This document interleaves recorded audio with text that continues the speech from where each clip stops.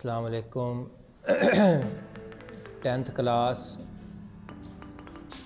Chapter number 1 English, इसका paragraph number 3, इसकी हम आज ट्रांसलेशन करेंगे। As head of the state of Medina, मदीने की रियासत के सरबराह की हैसियत से ही decided all cases on merit with justice and equity। आपने तमाम मुकदमों का फ़ैसला इस्तेहकाक, अदल और इंसाफ की बुनियाद पर किया।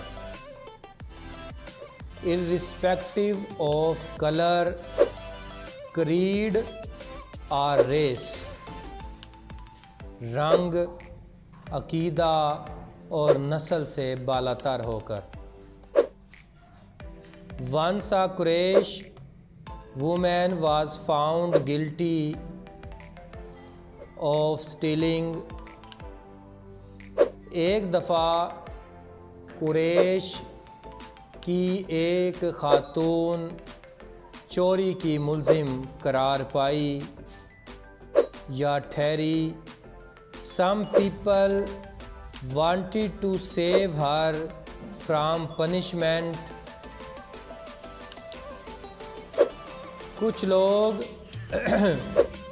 उसको सज़ा से बचाना चाहते थे। In order to protect the honor of the family of the Quraysh, ताकि कुरैश के ख़ानदान की इज़्ज़त और वक़ार बचा रहे।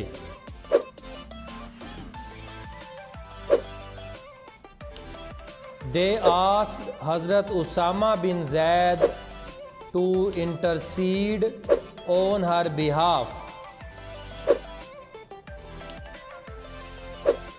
उन्होंने उसामा बिन ज़ैद को इस औरत की तरफ से मुआफ़ी की दरख्वास्त पेश करने को कहा।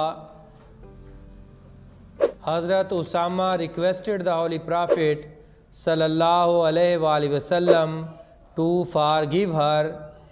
हज़रत उसामा ने आप सल्लल्लाहु अलैहि वसल्लम से मुआफ़ी की दरख्वास्त की। The Holy Prophet sallallahu alaihi wasallam very furiously said।